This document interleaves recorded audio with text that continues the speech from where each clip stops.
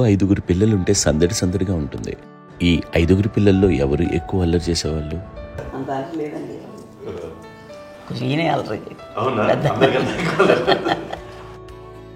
అమ్మ ఇక్కడ ఒకటి అల్లరికి, హుషారుకి, చలాకితనానికి, చిలిపితనానికి ఆ తేడా తెలుసుకుని చెప్పమ్మా. అల్లరంటే ఇప్పుడు నా ఇమేజ్ ఏమైపోద్ది, అల్లరంటే అల్లరుడు అని, నేనేమో చాలా రావుడు మంచి బాలుడు అనేలాగా నా ఇమేజ్ ఇది. నేను అలాగే చెప్తుండేవాడిని. నా ఉద్దేశం అదే. నేనేమో అల్లరి నన్ను అంటే చలాకితనం అమ్మ అల్లరు అనుకునేది. లేదండి, ఎక్కువ హుషారు కానీ చాలా బాగుండేవాడు అబ్బాయి.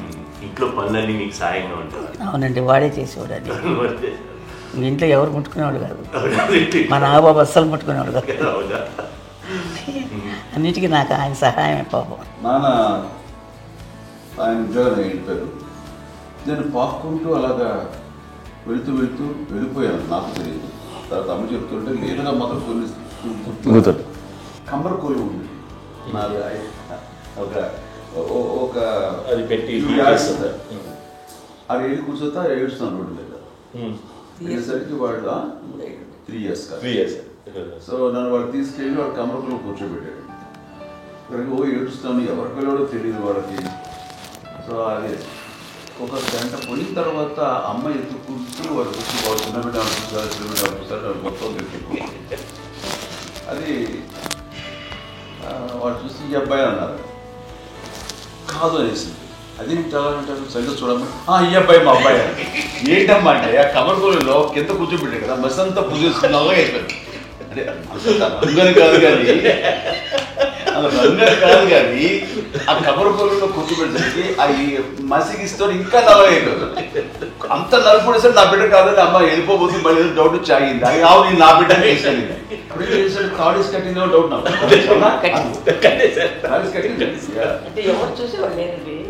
అమ్మేమో అల్లరు అనుకునేదండి. నాకేమో చిన్ననాటి మహాభాగవతం కృష్ణుడి క్యారెక్టర్ అనుకుంటాను. ఆయన మహానుభావులు అయ్యే వాళ్ళందరికీ ఆ లక్ష్యం ఉంటుందేమో చిన్నప్పుడు. కొన్నిదల కుటుంబ సభ్యులు మంచి రుచులను ఆస్వాదిస్తారని, మంచి భోజనాలని ఆనందిస్తారని అందరికీ తెలుసు. చిన్నప్పుడు వీరి ఆహారపు అలవాట్లు ఎలా ఉండేవి? ఇదేవి ఎగిరేవి ఇవి ఎవ్రీ డే 2 పూట్ల ఉండాలంట. మరి నాగబాబు పాపం ఏముంది, తిన్నట్టు ఇష్టం. మరి అన్ని రకాలుగా నాన్న కోసం చేసి పెడుతుంటే మరి తను ఇష్టపడక ఆ తర్వాత లేకపోతే కోపడక ఎలా ఉంటాడు చెప్పండి. 5గురు పిల్లలు అయినా అమ్మా నాన్నలు కొంతమంది పైనే ఎక్కువ దృష్టి పెడతారు.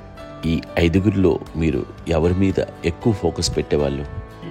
కళ్యాణ్ బాబు అండి. వాడంటే బాగా, అంటే వాడు ఏది తినేవాడు కాదు అసలు. ఆడికి ఏ తింటాడని ఇప్పుడు వాడికి నచ్చకపోతే, ఇప్పుడు నేనైతే నచ్చకపోతే చాలా గోల్ చేసేవాడిని. అన్నయ్యకేమో చాలా అన్నయ్య ఏది పెట్టినా తినేవాడు, అసలు అడ్జస్ట్మెంట్ అంటారండి. నాకేమో నచ్చకపోతే చాలా గొడవ పెట్టేవాడిని. తిండి ఇది ఒక అన్నం, ఇది ఒక కూరలు అని వెళ్ళిపోయేవాడిని. అమ్మకు అమ్మతో తిట్టి నాకు వెజిటేరియన్ ఎలర్జీ ఉండేది, అంటే చిరాకు అనమాట. కళ్యాణ్ బాబు ఏంటంటే తనకి ఇష్టమైన ఫుడ్ ఉంటే తింటాడు సైలెంట్గా, బాగలేకపోతే సైలెంట్గా వెళ్ళిపోతాడు. అమ్మకి ఇదేమేంటారండి వదిలేమో తన తింటాడు, అది నిశ్శబ్దంగా నిరసన ప్రకటించేవాడు. దాంతో వాడి గురించి చాలా ప్రొటెక్టివ్గా చూసుకునేది అమ్మ. పైగా చిన్నప్పటి నుంచి కొంచెం వాడు వీక్గా ఉండేవాడు, అంత బలమైన ఇది కాదు. దాని తర్వాత కొంచెం అందుకని అమ్మ వాడిని స్పెషల్గా చూసుకునేది. వాడు స్పెషల్ కిడ్ అయ్యాడు ఇంట్లో. మీ అమ్మగారు మీ అక్క చెల్లెళ్ళకి ఇచ్చిన సలహా ఏంటి? అంటే ఇండిపెండెంట్గా ఉన్నాం కదా అమ్మ, ఎవరిని డిపెండ్ అవ్వద్దు, మీ పిల్లల్ని నువ్వే జాగ్రత్తగా నేర్చుకో, ఎవరినైనా చేయకు, డిపెండెంట్గా పెట్టద్దు అని ఆవిడ మాకు బాగా ఎక్కువ చెప్పిండేది. నాకు కొంచెం టఫ్ టైమ్స్లో కూడా ఆమె నీ పాటు నువ్వే ఉండాలి, ఎవరి దగ్గర ఉండదు, ఎవరింట్లో ఉండదు, మా దగ్గర కూడా ఉండదు, నీ ఇద్దరు మటుకు నువ్వే ఉండాలి. అది కష్టం కదండి అట్లా చెప్పడం? చెప్పారు, చాలా తక్కువ చెప్పారు. బట్ నాకు అదే ఇచ్చే ధైర్యం. ఇండిపెండెంట్గా అట్లా ఒకరి దగ్గర ఉంటే నీ గౌరవం తగ్గిపోతుంది, ఎక్కడ ఉండదు. అది చాలా నాకు చాలా ఇన్స్పైరింగ్ ఉండేది అమ్మ మాటలు. అది ఇప్పుడు కూడా అది చాలా హ్యాపీగా అనిపిస్తుంది అని చెప్పింది. అంతే కదా, ఇప్పుడు మనకి ఏదైనా రోగాలు వస్తే చేస్తాను దాన్ని మనమే. బట్ తగ్గించేవాళ్ళు కన్సర్న్ చూపించే డాక్టర్స్ ఒట్టుకోలు కింద ఉండొచ్చు, కానీ పోరాడాల్సింది మనమే. నాకు సార్ కొంచెం ఒక డిప్రెస్డ్ ఇదేదో వస్తే ఫేస్ ఒకటి నేనేదో ఇంకా మా అందరి నుంచి నేను సపరేట్ అయిపోయినట్టు ఒక సిచ్యువేషన్ వచ్చినప్పుడు అమ్మ నన్ను పట్టుకుని I'm there for you. Yes, ఎవరు నువ్వు అన్నా ఎస్ అన్న ఫ్రెండ్స్ కానీ ఎవరైనా సరే ఎప్పుడు కూడా అలోన్గా మటుకు అనుకోకు, నేను నాన్న ఆవిడ నన్ను పట్టుకొని ఇచ్చిన అఫెక్షన్ లేదా ఫీలింగ్ ఒక బలం అన్నమాట. ఏమన్నా చేయగలను నేను, పర్లేదు లైఫ్లో నాకు ఏదైనా సాధించగలను అని ఒక భరోసా తల్లి దగ్గర నుంచి రావడం అనేది నాకు ఎవరు అవసరం లేదనిపించింది. అంత స్ట్రాంగ్గా ఆవిడ support, very strong, very practical. అంత స్ట్రాంగ్ చేసింది నాన్న అని చెప్పండి. మా పిల్లల విషయంలో మేము కూడా మేబీ అంత స్ట్రాంగ్ కాదేమో, సెన్సిటివ్గా ఉంటాం, కానీ అమ్మ మటుకు చాలా స్ట్రాంగ్గా ఉండి మమ్మల్ని కఠినంగా ఇలాగే ఉండాల్సింది, ఇలా ఉండండి అప్పుడే మీరు నేర్చుకుంటారు. ఇక్కడ అమ్మ పాజిటివ్నెస్ గురించి మీకు మాట చెప్పాలి. అంటే తన బిడ్డలకే కాదు, ఈ రోజున మా రెండో పాప శ్రీజ కూడా తనకి లైఫ్ చిన్న చిన్న డిస్టర్బెన్స్ వచ్చింది. ఆ టైంలో కూడా తను ఏముందంటే అప్పుడు నాన్న దగ్గరికి వెళ్ళాను, తను ఇచ్చిన భరోసా, తను ఇచ్చిన మాట వెళ్ళలేని ధైర్యం వచ్చింది నాతో. నాన్నమ్మ దగ్గర ఎప్పుడు కూర్చొస్తాడు అప్పుడే పాజిటివ్ ఫీలింగ్ వస్తుందని నాతో షేర్ చేసుకుంటాను. తను మాతో చెప్తుంటే అనిపిస్తుంది కరెక్ట్. అమ్మ ఏం పర్లేదమ్మా, లైఫ్ అంటే ఒకరితోనే అయిపోదు, ఆ ఒక్కరి వల్ల వాళ్ళ ఇన్ఫ్లుయెన్స్ తోటో వాళ్ళు మన మీద నియంత్రించడం కానీ మన బాధల్ని వాళ్ళు చేయడం అవుతాం. జస్ట్ నువ్వు నీ గురించి నీ మనసులో ఏదనిపిస్తే నీ గుడ్ ఫీలింగ్ ఏది వస్తుందో ఆ ఫీల్ ప్రకారం వెళ్ళిపోదు. అంటే ఆ జనరేషన్ పీపుల్ ఎక్స్పెక్ట్ అలా కాదు, ధైర్యం ఉండి అందరికి ధైర్యం బాగా నూరుకొస్తారు. ఫాదర్ కూడా, మా నాన్నగారు కూడా అస్సలు ఎప్పుడు అనేవాళ్ళు, ఎప్పుడు మీరు పెట్టే చెయ్యి మీరు ఎప్పుడు పైన ఉండాలి తప్ప తీసుకుని ఎలా ఉండకండి, చేతులు పెట్టుకొని అనే అట్లాంటివి చెప్తుండేవాళ్ళు. అందుకని మాకు ఇంకా ఇండివిజువాలిటీ మాకు బాగా ఎప్పుడు కూడా ఒకళ్ళని అడగడం అని, ఈవెన్ బ్రదర్స్ని అడగాలన్నా కూడా మాకు అది పడిపోయింది మైండ్లో, కొంచెం కష్టపడుతుంది. సో నాకు అంటే ఆవిడ మా అమ్మ ఏదన్నా కొంచెం డిప్రెస్ అయినా నేను చాలా ఎక్కువ అమ్మకి షేర్ చేసుకుంటే, అన్నయ్య కూడా లేడు. అన్నయ్య ఉన్నప్పుడు ఓకే, లేనప్పుడు నేనే ఎక్కువ షేర్ చేసుకున్నాను. బట్ ద బెస్ట్ థింగ్ మా అమ్మ దగ్గర నుంచి హగ్ అండి. ఈరోజు కూడా మా అమ్మని హగ్ చేసుకోకపోతే అంటే అది నాకు మా అందరిలోనూ, అంటే ఆవిడ పెద్ద చదువుకున్న వ్యక్తి కాదు, పెద్దగా బయటికి వెళ్ళి ఎక్స్పోజర్ కాదు, కానీ ఇవాళ అన్నయ్య కానీ విజయ, మాధవి, నేను, కళ్యాణ్ బాబు ఈ రోజుకి టుగెదర్గానే ఉంటాం.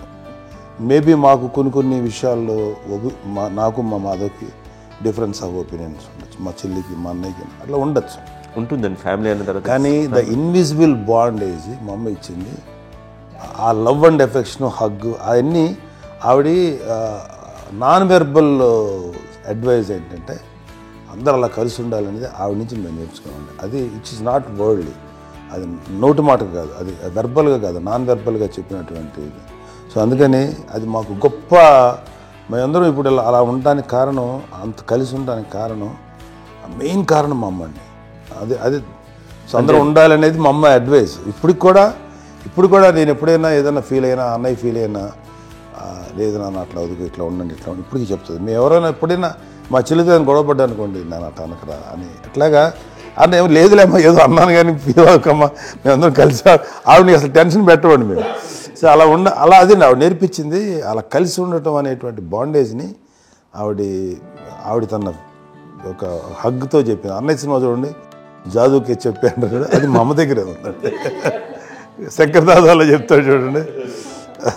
ఇప్పుడు మోడర్న్ వర్డ్స్లో చెప్పాలంటే మీ అందరికీ ఆవిడ ఒక వైఫై లాంటిది. Yes, you can say that. Yes.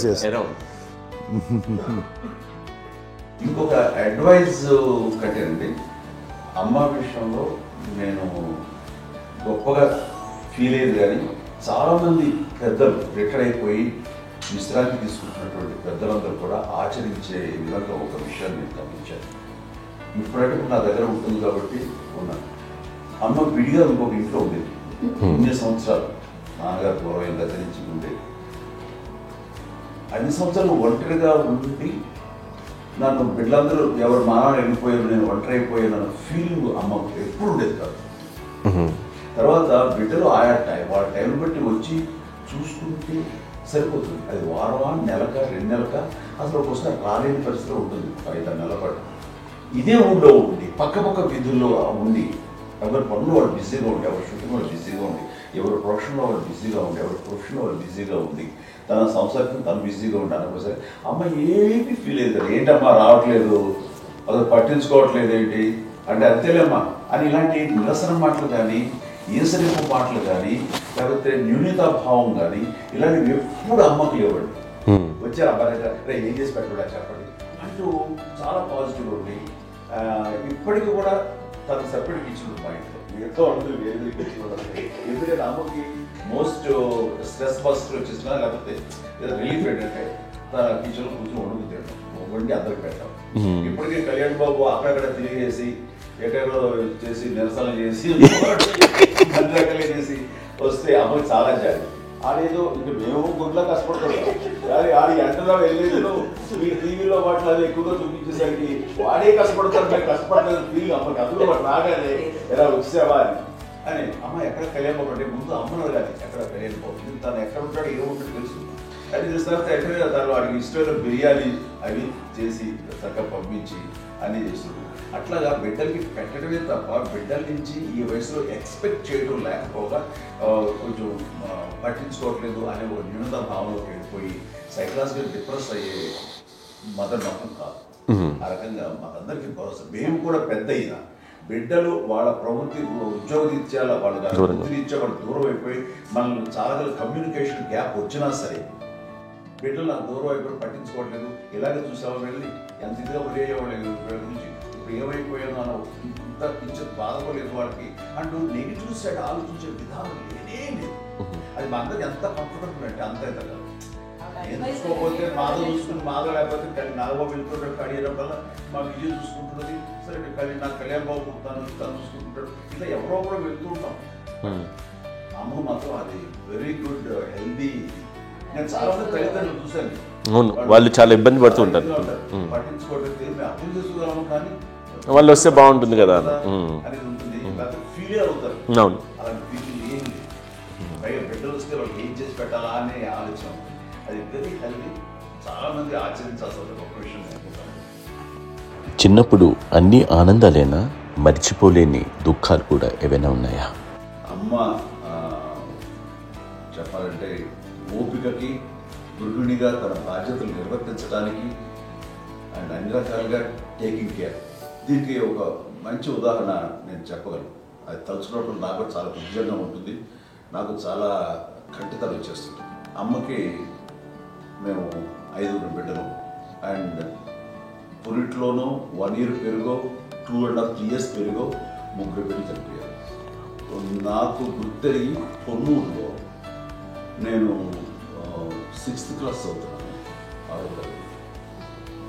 అప్పుడు రమణ అనే ఒక అమ్మాయికి 3 years. రమణ అంటే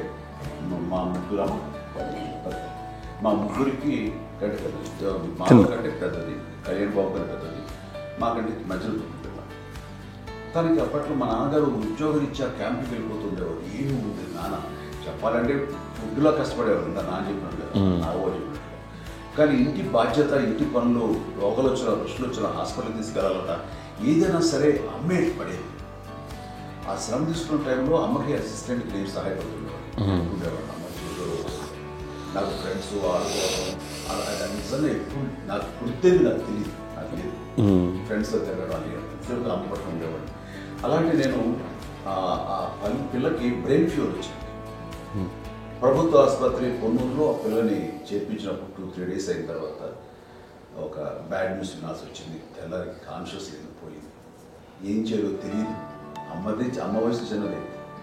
ఇద్దరు తీసుకుని ఆ బిడ్డల్ని ఒళ్ళో పెట్టుకుని శవాన్ని, డెడ్ బాడీని రిక్షాలో ఇంటికి వెళ్ళాలి. ఇప్పటికీ నాకు గుర్తు ఆ విజువల్స్.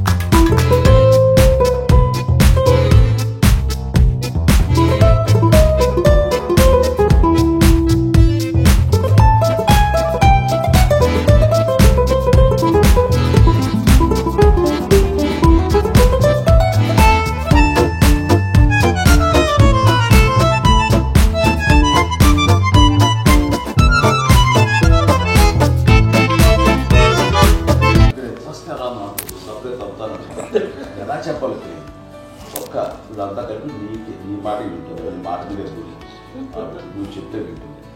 సరే నేను చెప్పాను అంతే, ఏదో నాకు బాగుండు ఊరితే ఎలా ఉన్నారా, సరే ఇష్టం రా. లేదులే మా ఊరికి పర్లేదు అన్న. మళ్ళీ ఇంటికి వచ్చాక మళ్ళీ ఇంకొక తెప్పించి ఇంకో మిషన్ తెప్పించి మళ్ళీ టెస్ట్ చేయించి అందరూ బాగుంది ఏమి లేదు అన్న తర్వాత అప్పుడు ప్రతితో పట్టడం ఏదో ఉంది మా అమ్మకి టెస్ట్ చేయించాలని చెప్పి శ్రద్ధ ఎక్కువ. మీ పిల్లలకి సంగీతం డాన్స్ నేర్పించారని విన్నాం, అది నిజమేనా? తనకేమో డాన్స్ నేర్పించడం కాదు, అది నేర్చుకోలేదు, నాకు వచ్చేసి ఇప్పుడు డాన్స్ స్టార్ ఎదిగారంటే అది మా పెద్ద చెల్లి విజయం కారణం. అప్పుడు తనకి 5 ఏళ్ళు, నాకు 9 ఏళ్ళు ఉంటాయి, ఉంటుంది 10-11 ఏళ్ళు ఉంటాయి నాకు. బాపట్లనా, సో బాపట్ల చాలా చిన్నది, 5 ఏళ్ళు. నాకు ఒక 11-12 ఏళ్ళు. తను తీసుకొని గోడ మీద పెట్టుకోవడం అలా కూర్చొని చూస్తుండేవాడు. కూర్చుంటే అది నేర్చుకుంటుంది. నేను మానసికంగా నేర్చేసుకున్నామండి. ఇప్పటికీ ఆ స్టెప్స్ ఏమిటి వేస్తాను అంతేండి.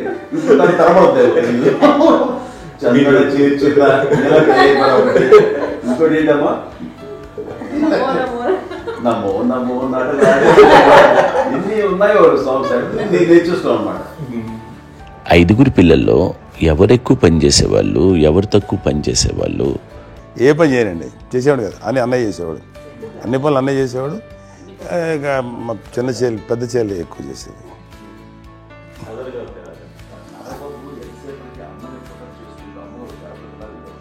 అదే అబద్ధం అండి, అది అన్నయ్య నన్ను గౌరవంగా మాట్లాడుతున్నాడు కానీ అన్నయ్య అవుట్ ఆఫ్ ప్రొటెక్షన్ మాట్లాడుతున్నాడు కానీ, అవుట్ ఆఫ్ మాట్లాడుతున్నాడు కానీ అసలు ఎప్పుడు ఏ పని చేయలే. లేదు ప్రామిస్ అండి, ఏ పని చేసేవాడు కాదు. మా ఇద్దరికి మధ్యలో పాపం అన్నయ్య చాలా పని చేసేవాడు. ఎంత పని చేసేవాడు, నేను ఇచ్చిన తర్వాత మళ్ళీ నాకు ఏదైనా చిన్న పని చెప్తే అది కూడా నువ్వే చేయనివ్వండి. ఆ కోపం వచ్చేది, కోపం వచ్చి ఒకడు కొట్టేవాడు, కొడితే కోపం వచ్చేది తప్ప నేను వెళ్ళేవాడిని కాదు. అమ్మకి ఎప్పుడు ఏంటంటే ఒక ఇదే పని చేయడని, అంతే, నిజంగా ఏ పని చేసేవాడిని కాదు. అవునా? లేదు లేదు లేదు మహాప్రేమ.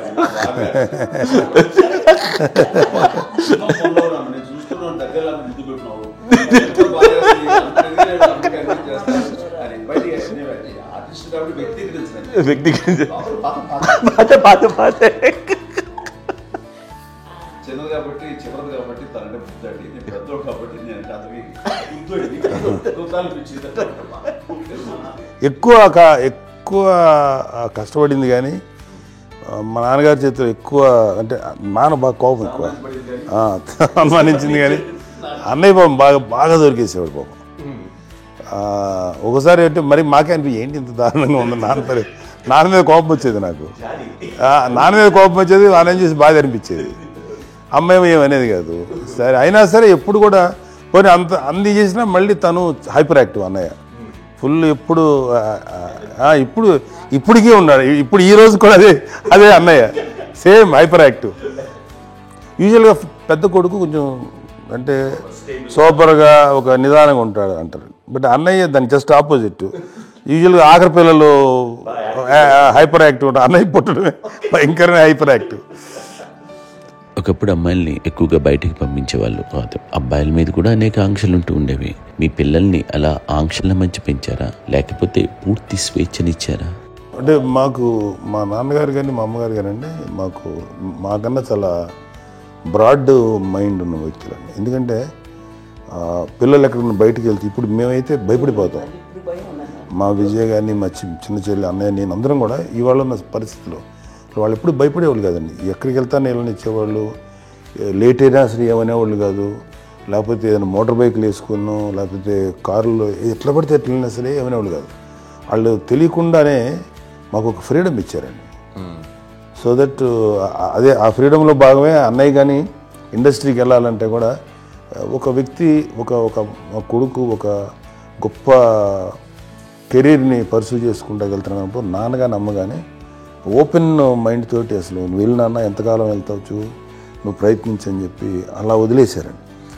అన్నయ్య కూడా ఏంటంటే మోస్ట్ రెస్పాన్సిబుల్గా వెళ్ళి చాలా మేజర్ అమౌంట్ అన్నయ్యకి కూడా పెద్ద అమ్మకు వందలు ఇచ్చేది కాదు, కరెక్ట్గా ఆ చదువుకునేటప్పుడు ఎంత ఇవ్వాలో కరెక్ట్గా ఇచ్చేది. తనకి ఎక్స్ట్రా ఖర్చు పెట్టుకుంటే అంటే అట్లా ఉండేది పరిస్థితి. అంతే కదా, అంత జాగ్రత్తగా అన్నయ్య కూడా అంత రెస్పాన్సిబిలిటీగా రెసిప్రోకేట్ అయ్యి చేసి, అందువల్ల మా అమ్మ నమ్మకం చూడాలి, మా అమ్మగారి మా నాన్నగారి నమ్మకాన్ని అంటే ఎప్పుడు అది వాడు ఇంత నమ్మకానికి 10 times ఇచ్చాడు. ఏ వయసెస్ వైపు కానీ ఏ అలవాట్ల వైపు కానీ ఎందులో ఇండల్జ్ అవ్వకుండా నాకు నేనుగా నియంత్రించుకుంటూ సరైన మార్గంలో వెళ్ళేలాగా నాకు వెళ్ళడానికి లోపల ఆ స్ట్రాంగ్ థాట్. అడగగానే వాళ్ళు రెసిస్ట్ చేస్తే ఇచ్చాను ఆఫీసరు అని ఏదో చిన్న రిలక్టెంట్ ఫీలింగ్ ఉంటుంది, వాళ్ళ మీద చిన్న కోపం నిరసన ఉండేది. వాళ్ళు అలా లేకపోవడానికి వాళ్ళు వెంటనే అడిగిన వెంటనే జాగ్రత్త అనే నిర్ణయం ఉండేది. కానీ జాగ్రత్త అని హెచ్చరిక చేయడంతో నాకు మరింత బాధ్యత తిరిగి గుర్తు తిరిగి నేను నడుచుకుంటూ వెళ్ళాను. కాబట్టి అది నాకు ప్లస్ అయింది వాళ్ళ దగ్గర. అంటే మదర్ అంటే తల్లి అనే కాదు, మదర్ ఫిగర్ ఎవరిచ్చినా సరే అది నానైనా తల్లితో సమానం అనుకుంటాను. నాకు చెప్పినట్లుగా అట్లాగా అలిసిపోయి వచ్చిన నాకు కాళ్ళు నొక్కుతుంటే నాకు భయం వేసేసేది. ఆ తర్వాత పడుకో అది గదవాయించేవాడు, అది కూడా కోపం. అంటే ఉదాహరణ అంటే మళ్ళీ అది నాకు తిడతారు, ఎందుకు కాదు పడుకుని ఎక్కడ నిద్ర వస్తాయండి నాన్న అంటే. సో ఆ రకంగా నాన్న తన ప్రేమ చూపిస్తుంటాను. ఆ తర్వాత గోండా టైప్లో కూడాను నేను ట్రైన్ కింద వెళ్తుంటే నాన్న అక్కడే ఉన్నారు, రాజమండ్రి దగ్గర ప్రాంతంలో. ఆయన చాలా కోపం చేస్తుంది, ఇలాంటి చేస్తుంటావు నువ్వు, ఏదైనా అయితే ఏంటి అది అని చెప్పేసి. ఏం పర్లేదా ఏమవుతుందో అన్ని రకాల సేఫ్టీ అన్ని రకాల జాగ్రత్త తీసుకున్నాం. ఈ రోజు ఉన్నది సేఫ్టీ అప్పుడు లేదు, అయినా సరే రేపు పొద్దున నీ కొడుకులు ఇలాంటి పరిస్థితుల్లో నీకు తెలిసి వస్తారు అప్పుడు అనేవాడు. ఎన్నిసార్లు అనేవాళ్ళు నాకు నిజంగానే మగధీర టైంలో బుర్ర వ్యక్తిని ఆ రోడ్డు మీద పడిపోయాడు అని అన్నప్పుడు నాకు ఆ ఫస్ట్ టైం ఆ ఫీలింగ్ కలిగింది. అలాగే పీటర్ హెయిన్స్ అనేవాడు ఫస్ట్ మగధీరలో జంప్ చేస్తారు, మోటార్ బైక్ జంప్ చేసినప్పుడు ట్రైల్లో పీటర్ హెయిన్స్ అంత హైట్ నుంచి 20 feet 25 feet హైట్ నుంచి పడిపోయి మొత్తాన్ని బోన్స్ని ఎరగొట్టుకుని వాడు 7 నెలల వాడు ఇరుపడు హాస్పిటలైజ్డ్. అది వీడైతే ఏమో తలుచుకుని భయం వేసేసేది. అప్పుడు నాన్న గుర్తుకు వచ్చేవాడు, ఓహో వాళ్ళ టెన్షన్ ఇంతే లేదు, మనకి మన కొడుకు వస్తే తెలియదు ఈ మాట నాన్న ఎప్పుడు అన్నారని అనిపిస్తుంది. Sweet memories. అత్త కోడళ్ళ మధ్య అనుబంధం ఎలా ఉంటుంది? సురేఖ్ గారితో మీకున్న అనుబంధం గురించి చెప్తారా? మాకండి కోడలు కాదు, నా కూతురండి. అంత బాగుంటాం మేము.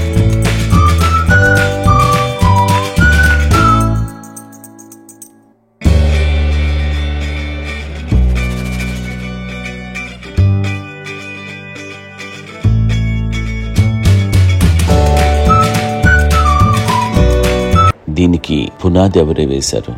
మా నాన్నగారి క్వాలిటీ నేను ఎగ్జాంపుల్ చెప్పగలను. అమ్మ వాళ్ళ ఇంట్లో పెద్దది, వాళ్ళ నాన్నగారు అంటే మా తాతయ్య గారు ప్రొహిబిషన్ డిపార్ట్మెంట్లో సిఐగా ఎస్ఐగా చేశారు. ఏదో మా ఇన్స్పెక్టర్ సిఐ చేసి ఆయన కాలం చెందారు. చాలా ఎర్లీగా 48 years చచ్చిపోయారు. 40 దాదాపు 40 సరిపోతే ఆయనకి అప్పటికి అమ్మ కాకుండా 4 బిడ్డలు. అమ్మ తర్వాత అబ్బాయి తర్వాత 3 ఆడపిల్లలు. వాళ్ళు ఏంటంటే రాకరావడి నాగబాబు కంటే కూడా చిన్నవాడు. అది ఆ వయసు అంత చిన్నవాడు. అమ్మ మా పిన్నమ్మలు నాకంటే చిన్నవాడు. అలాంటి పిన్నమ్మల్ని ఆయన వీళ్ళ నాగ చనిపోయిన తర్వాత తన ఫ్యామిలీ అంతగా నాన్న పెంచారు. నాన్న కూడా అరాపురా శాలరీ మీద బతికేదే తప్ప కూడా కాదు. సో తనకు మిగిలిన దాంట్లో మళ్ళీ ఆ ఫ్యామిలీని చూసుకోవడం, మా అమ్మమ్మను చూసుకోవడం, వాళ్ళ మంచి చెడు చూసుకోవడం. వాళ్ళకు ఇల్లు మాత్రం ఉంది మొగల్తూరులో. ఆ ఇంట్లో వాళ్ళు అద్దెకు వస్తే ఆ కొంచెం డబ్బు నానిచ్చే డబ్బు, అక్కడ పొలం కొనిచ్చారు, ఆ పొలం మీద వచ్చే డబ్బుతోటి అంతా బాగా చూసుకోవాలి తన ఫ్యామిలీ లాగా. కాబట్టి నాన్న ఫస్ట్ సూత్రధారి. అమ్మ కూడా ఫ్యామిలీ బాండింగ్ టుగెదర్నెస్ అనేది స్ట్రాంగ్గా ఉండటానికి నాన్న ఏర్పాటు చేసినటువంటి బీజం. అది అమ్మ కంటిన్యూ చేస్తుంది. మేము ఇవన్నీ చూసి మేము నేర్చుకుని మేము టుగెదర్ అందునే we are very rich in terms of emotional bonding. ఎవరికి ఏ కష్టం వచ్చినా, ఎవరికి ఏది ఇబ్బంది వచ్చినా సరే మొత్తం అందరం గురిపోతాం. ఏ లెవెల్గా వెళ్ళిపోయి మోర్ సపోర్ట్ చేస్తాం. అంటే వీ డోంట్ ఎక్స్పెక్ట్ ఇంకే అంతమంది ఏముంది ఒకరినొకరు భరోసా. అది మా ఫ్యామిలీ మేము వెరీ స్ట్రాంగ్ అని చెప్పాలి. పెద్దవాడు కాబట్టి అవకాశం నాకు వచ్చింది కాబట్టి అమ్మ ఇది ఎప్పుడు ఎవరు కొన్ని విషయాలు నాగబాబు సపోర్ట్గా ఉంటాడు. నాగబాబు ఉండి వాడు ఉంటాడు భరోసా. అలాగే ఆడపిల్లలు మీ అందరిలోనూ అమ్మని ఎవరు ఎక్కువ జాగ్రత్తగా చూసుకుంటారు? ఎందుకంటే ఎగ్జాక్ట్లీ. మేము కూడా గమనించలేని సున్నితమైనటువంటి ఇష్యూస్ లైక్ హెల్త్ విషయం కానీ అమ్మ మూడు కానీ అన్నయ్య ఎంత క్యాజువల్ ఎంత బిజీ ఉన్నా ఒక అమ్మాయి ఉంటుంది. అలాగే చాలా చిన్న చిన్న విషయాలు కూడా చాలా మెడికల్ ఇంట్రెస్ట్ అందుకని మాకు అన్నయ్య ఉన్నాడు, అన్నయ్య దగ్గర ఉంది అమ్మ అంటే ఇంకా ఎక్కువ రిలాక్స్ అయ్యాను. అన్న దగ్గరికి వచ్చాక మేము అందరం చాలా కంఫర్ట్ అయిపోయాం. ఎప్పుడు ఎవరు కొన్ని విషయాలు నాగబాబు మా సపోర్ట్గా ఉంటాడు. నాగబాబు ఉండి వాడు ఉంటే భరోసా. అలాగే ఆడపిల్లలు ఇట్లా ఒకరినొకరు అండి కాంప్లిమెంటింగ్ టు ఈచ్ అదర్ అండి. అవి ఒక్కరు కాదండి, అది వాళ్ళు ఆమె చూపించే ప్రేమగా నేను చెప్పగలను. కానీ బట్ దీని అందులో సూత్రధారి నాన్న తర్వాత అది అమ్మ మెయింటైన్ చేస్తుంది. ఇప్పుడు అమ్మ నా ఇంట్లో ఉంది అంటే మనవాళ్ళు వస్తారు, మనవాళ్ళు వస్తారు, ఆడబిడ్డలు వస్తారు, వెలుబిడ్డలు వస్తారు, ఇల్లు ఎప్పుడు కలకలాడతారు అమ్మ. అది మేమందరం ఆచరిస్తుంటాం పండగలకి పబ్బాలకి. అది నిన్న మొన్న నాగబాబు వచ్చి చాలాసేపు కూర్చున్నాడు. నేను ఇంట్లో లేకపోయినా వచ్చి నాగబాబు కూర్చొని టైం స్పెండ్ చేసి వెళ్ళిపోతుంటాడు.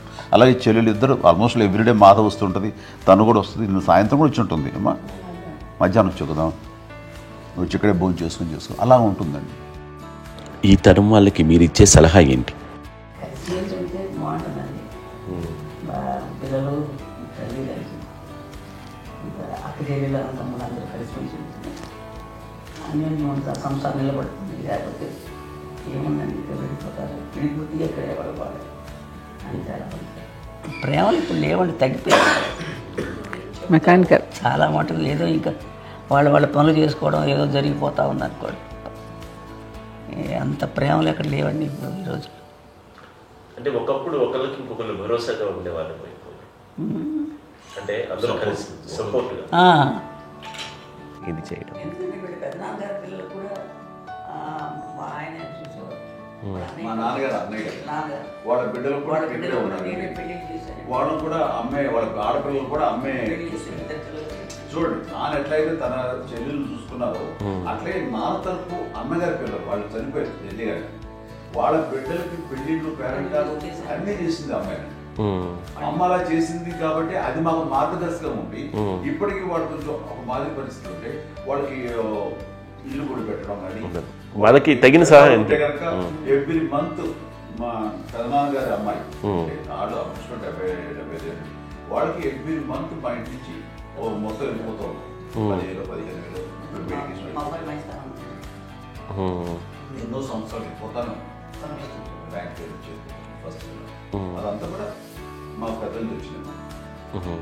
వాళ్ళు కూడా వచ్చి అమ్మని అంతా ప్రేమలో చూస్తారు, ఇష్టంగా చూస్తారు. అమ్మ ఇందాక చెప్పినట్లు ఇచ్చే మెసేజ్ ఏంటి అన్నది అమ్మ మాటలో చెప్పాలంటే బంధాలు బాంధవ్యాలు అన్నది ఎనలేని ఆస్తిపాస్తులు.